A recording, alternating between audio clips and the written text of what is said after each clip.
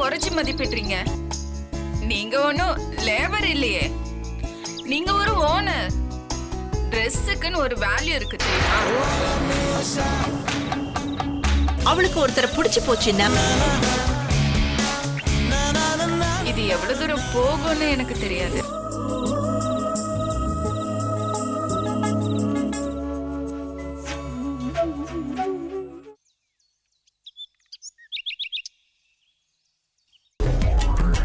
போனை போடுமா, உன் புருஷனுக்கு போனை போடு, ஸ்பீக்கர்ல போடு, எல்லாரும் கேட்கட்டும். அதான் சொல்றாங்கல்ல, போன் பண்ணு. இருங்கங்க, இப்ப என்ன டைமோ அவர் ஆபீஸ்ல இருப்பாரா இல்ல ரூம்ல இருப்பாரான்னு யோசிச்சுட்டு இருக்கேன். உங்கள மாதிரி எல்லா நேரமும் அவரை டார்ச்சர் பண்ணிட்டு இருக்க முடியுமா என்ன? பரவாயில்லமா, இது கடைசி டார்ச்சராவே இருக்கட்டும். போனை போடு.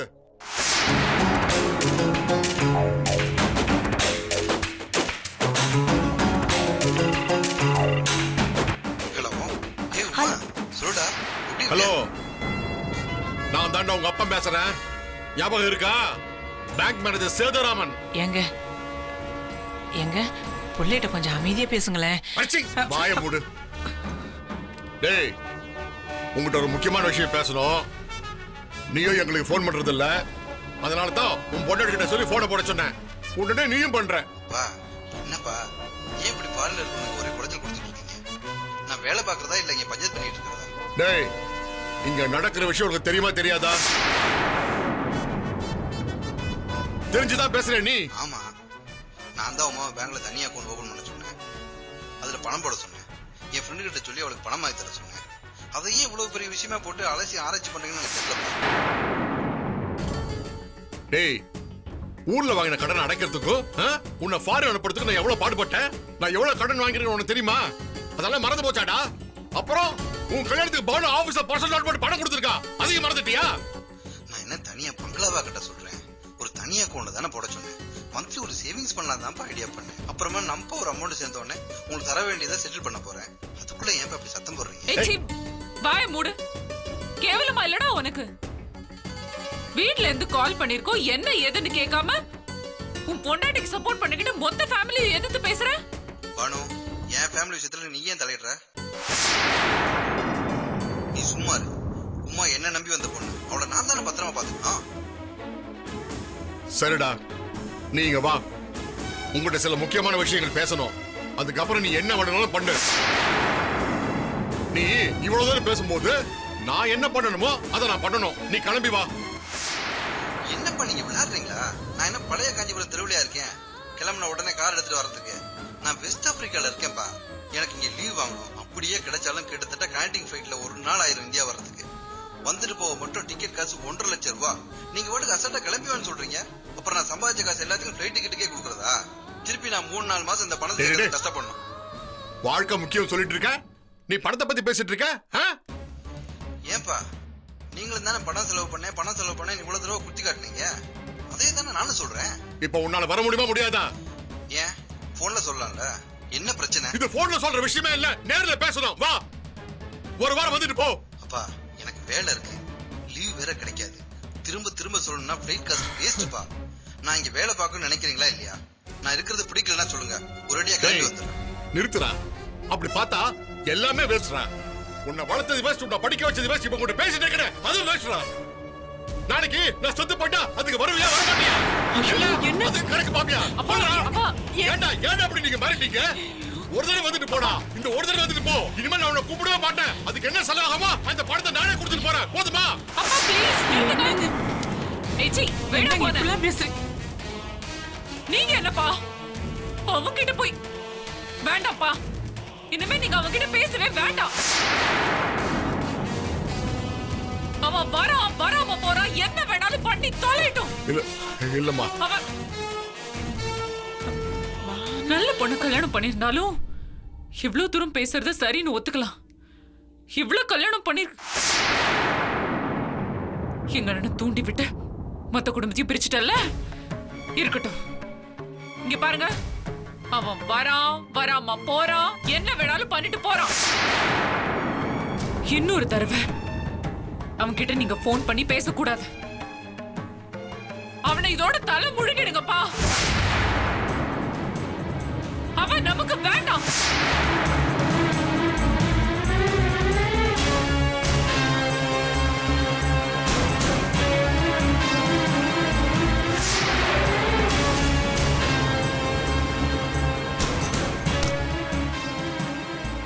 என்னங்க நீங்க எவ்வளவு பெரிய வார்த்தையெல்லாம் பேசுறீங்க?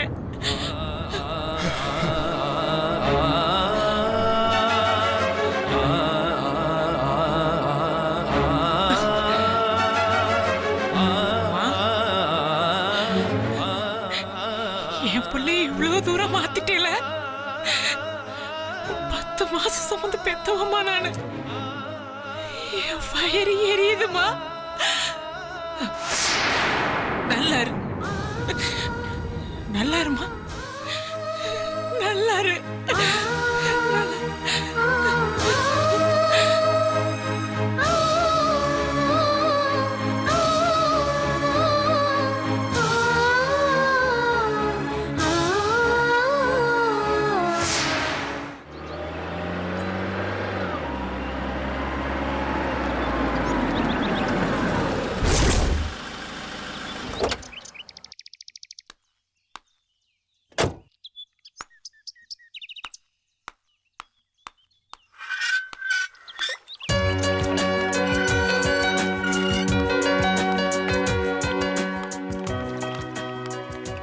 ஹாய் சர்வன், தேங்க்ஸ் வந்ததுக்கு. என்னங்க திடீர்னு சொன்னீங்க ஃபோன் பண்ணி வர சொல்லி? ஏதாவது அர்ஜென்ட்டா? ஆ, ஆமா, கொஞ்சம் அப்படிதான் வச்சுக்கோங்களேன். அன்னைக்கே உங்ககிட்ட பேசணும்னு நினைச்சேன். நீங்க சீரியஸா வீடு மேட்டர் பேசிட்டு இருந்தீங்க, அதான் பேச முடியல. உங்க அவுட்லுக்கு சேஞ்ச் பண்ண சொல்லியிருந்தேன்ல, அதுக்கா வர சொன்னீங்க? ஏங்க அதுக்கு என்னங்க அவசரம்? அதாங்க அவசியம். உங்களுக்கு ஏன் புரிய மாட்டேங்குது? ஆக்சுவலா ஒரு பிசினஸ் மேனுக்கு ட்ரெஸ்ஸிங் ரொம்ப முக்கியம். நான் ஃபேஷன் டிசைனிங் அண்ட் டெக்னாலஜி படிச்சிருக்கேன். ஒர்க் மேகசின் ஒரு பெரிய லிஸ்டே வெளியிட்டு இருக்காங்க. அதுல பெஸ்ட் ட்ரெஸ் பண்ண இந்தியன் செலிபிரிட்டி ஆர்டிஸ்ட் எல்லாருடைய டீடைல்ஸும் இருக்கு. ஒரு மனுஷன் அழகா ட்ரெஸ் பண்ணும்போது அவங்களுக்குள்ள பெரிய தன்னம்பிக்கையே வரும். கேஷுவல்ஸ் எப்ப போடணும், ஃபார்மல்ஸ் எப்ப போடணும், பார்ட்டி வேர் எப்ப போடணும், இது எல்லாத்துக்கும் ஒரு தாட்ஸ் இருக்குங்க. அது சரிங்க, நான் காஞ்சிபுரம் கடையில வியாபாரம் பண்றேன். நமக்கு எதுக்கு இதெல்லாம்? ரொம்ப அதிகப்படியா இருக்கும்ல. ஐயோ சர்வா, நீங்க ஏன் உங்களை குறைச்சி மதிப்பிடுறீங்க? நீங்க ஒன்னும் லேபர் இல்லையே, நீங்க ஒரு ஓனர். ட்ரெஸ்ஸுக்குன்னு ஒரு வேல்யூ இருக்கு தெரியுமா? இப்போ ஒரு கார் ஷோரூம் போங்க, அங்க வேஷ்டி சட்டை போட்டுட்டு போனா உங்களை மதிப்பாங்களா? இதே ஒரு கோட் ஷூட்டோட போனா நீங்க காரே வாங்கலனா கூட உங்களுக்கு 5-6 டெமோ கொடுப்பாங்க. கோட் ஷூட் போட்டுக்கிட்டு ஒரு ஸ்பீச் கொடுத்தா அதை எல்லாரும் நம்புவாங்க. காரணம் ட்ரெஸ்ஸிங் சென்ஸ் தான். உங்களோட இந்த அவுட்லுக் சேஞ்ச் உங்களுக்கு கண்டிப்பா பிடிக்கும். உங்களை மென்டலி அது சேஞ்ச் பண்ணும். அந்த சேஞ்ச் பிடிச்சதும் நீங்களே வந்து என்கிட்ட சொல்வீங்க பாருங்க.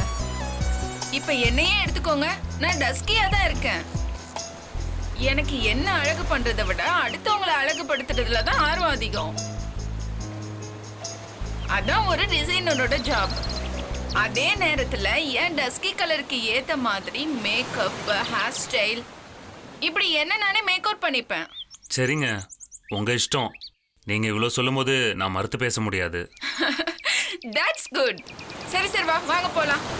ஆமா, உங்க கார்ல தானே வந்திருக்கீங்க? ஆமாங்க. சரி வாங்க, அதுலயே போயிடலாம். கமான் கமான் கமான்,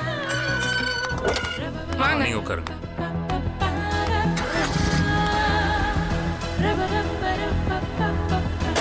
போலாங்க.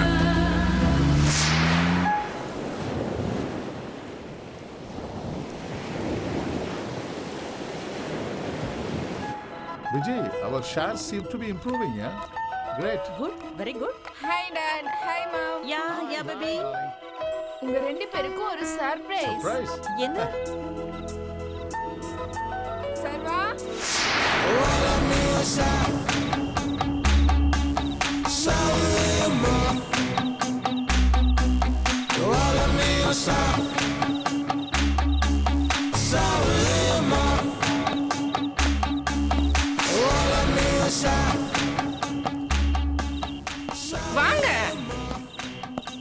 Oh, who is this? Wow oh Saravana That's really a surprise. நீங்களா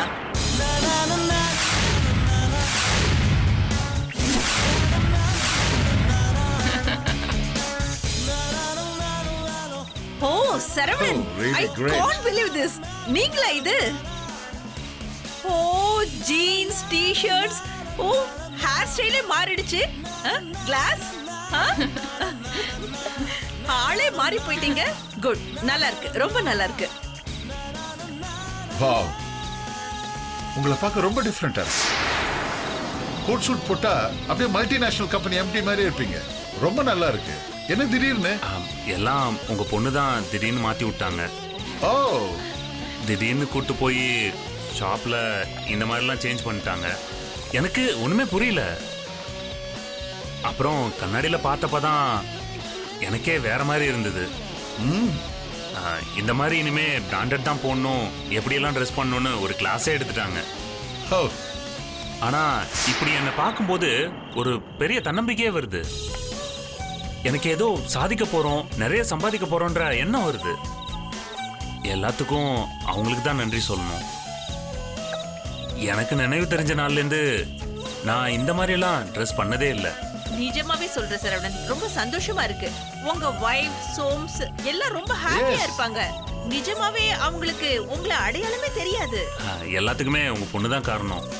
எஸ், என் டாட்டரை பொறுத்த வரைக்கும் அவளுக்கு ஒருத்தரை பிடிச்சு போச்சுன்னா பார்த்து பார்த்து எஃபர்ட் போட்டு செய்வா. ஆனா அவளுக்கு பிடிக்கணும். That's all.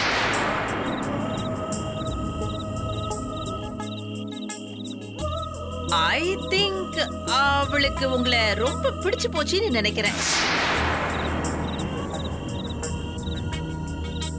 அவ உங்களை கம்ப்ளீட்டா சேஞ்ச் பண்ணிருக்கா. Very happy for you. ரொம்ப நன்றி மேடம். அப்ப நான் கிளம்புறேன். இப்பவே நேரம் ஆச்சு. அதுவும் நான் காஞ்சிபுரம் வரைக்கும் போகணும். நான் வரேன் சார். நன்றி சார். கங்க்ராச்சுலேஷன்ஸ். நல்ல மாற்றங்கள் வரட்டும். சீக்கிரமா வீடு கார்னு செட்டிலாங்க. கலக்கலா இருக்கு. Keep it up. All the best. வரேங்க. பாய்.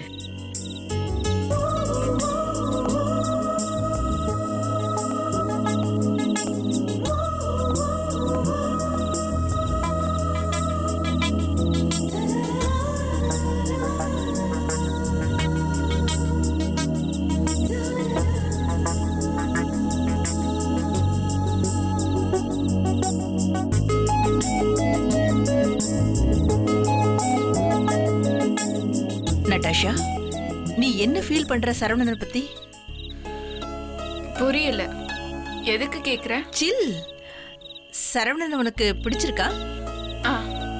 கமான் மாம், எனக்கு அவரை பிடிச்சிருக்கு. எக்ஸ்ட்ரா க்ரஷ்ன்னு கூட சொல்லலாம். அதான் ட்ரெஸ்ஸிங் சென்ஸ்லாம் அவருக்கு சொல்லி கொடுக்கணும்னு தோணுச்சு. சரவணன் மேரிட் இல்ல? டாட், அதனால எனக்கு என்ன? நான் என்ன அவரை கல்யாணம் பண்ணி குடும்பம் நடத்த போறேன்னு நான் சொன்னேன்? Listen dot, love, marriage, dating, crush, இதுக்கெல்லாம் மோர் ஆஃப் டிஃபரன்ஸ். ஒருத்தர் இவன் தானே லைஃப்ல வெறித்தனமா பிடிச்சிருந்தா அதான் லவ். ஆனா நம்ம எண்ணங்களுக்கு இவருதான் ஒத்து வருவாருன்னு யார மனசு சொல்லுதோ அவர் கூட தான் மேரேஜ். கல்யாணம் ஆனாலும் ஒரு சிலருக்கு சில மேல கிரஷ் இருக்கும். கிரிக்கெட்டர்ஸ், ஒரு சினி ஆக்டர் மேல, ஏன் சில நேரங்கள்ல தெருவில் போற சாதாரண ஆளுங்க மேல கிரஷ் வரலாம். அந்த மாதிரி தான் இதுவும். எனக்கு சரவணன் மேல இருக்கிறது. இது எவ்வளவு தூரம் போகும்னு எனக்கு தெரியாது. I am not sure.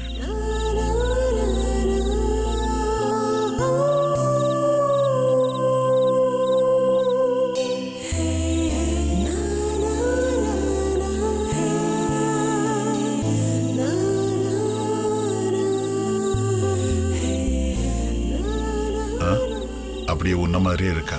எனக்கு ஒண்ணும் புரியல. மனசுல பட்டதை பளிச்சுன்னு சொல்றது. Very honest. I like it. இதை கொண்டாடுறதுக்கு இட்ஸ் டைம் ஃபார் நாட்டி பாய்.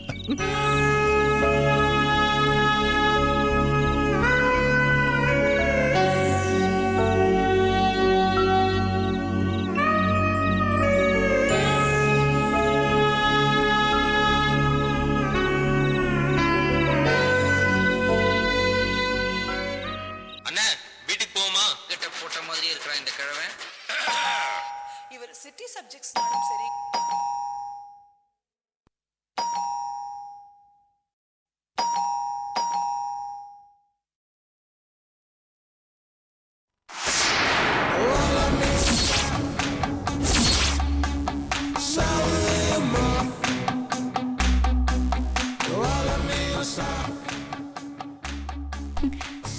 என்னங்க ஆளே அடையாளம் தெரியாத மாதிரி வந்திருக்கீங்க. நல்லா இருக்கா இல்லையா அதை சொல்லு. நல்லா இருக்கு. ஆனா திடீர்னு இப்படி வந்து நின்னீங்கன்னா நான் என்ன நினைக்கிறது? விஜய் மேடம் டாக்டர் இருக்காங்களா நட்டாச்சா, உட்காரு. அவங்க தான் இதெல்லாம் சொன்னது. அவங்க இந்த ஃபேஷன் டிசைனிங் படிக்கிறாங்கல்ல, அதான் எப்படி ட்ரெஸ் பண்ணா எனக்கு சூட் ஆகும்னு யோசிச்சு இந்த மாதிரி தான் ட்ரெஸ் பண்ணணும்னு எனக்கு அட்வைஸ் பண்ணாங்க. ஓ, அப்ப நீங்க அங்க போயிட்டு தான் வரீங்களா? ஆமா நந்தி. சொல்ல போனா சாரும் மேடமும் நிறைய விஷயங்கள் சொன்னாங்க. பிசினஸ் பண்றவங்க எப்படி இருக்கணும், எப்படி ட்ரெஸ் பண்ணணும், எப்படி இங்கிலீஷ்ல பேசணும், இன்னும் நிறைய விஷயங்கள் சொன்னாங்க. முதல்ல இந்த மாதிரி உடை உடுத்துறோம்ல, அது மூலியமா தான் நம்ம பாக்குறவங்கள ஈர்க்க முடியுமா? ஆமாங்க. முதல்ல உங்களை வேட்டி சட்டையில பாக்குறதுக்கும் இப்ப பாக்குறதுக்கும் எவ்வளவு வித்தியாசம் இருக்கு தெரியுமா?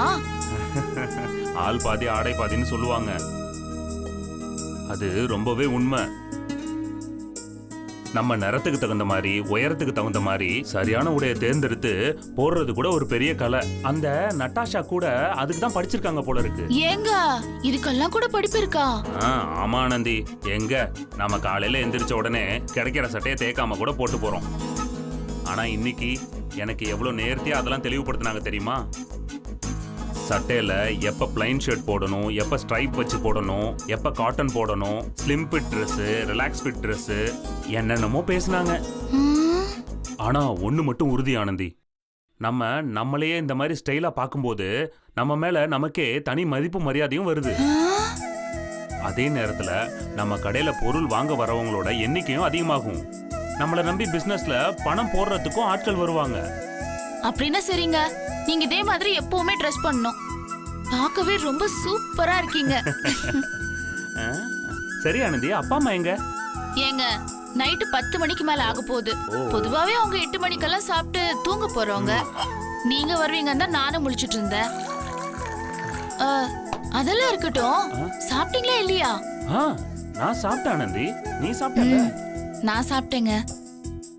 ஏங்க விஜய் மேடமும் உங்க குடும்பமும் நம்ம மேல ஒரு தனி அக்கறை வச்சிருக்காங்கல்ல, நினைக்கிறதுக்கு ரொம்ப சந்தோஷமா இருக்குங்க. ஆமா ஆனந்தி, இன்னும் ஆன்லைன் பிசினஸ், நம்ம கடையோட மார்க்கெட்டிங் பத்தி நிறைய விஷயங்கள் சொல்லி தரேன்னு சொல்லியிருக்காரு. எப்படியோ கடவுள் நமக்கு நல்ல வழியை காமிச்சா சந்தோஷம்தான். சரி, குழந்தை எங்க?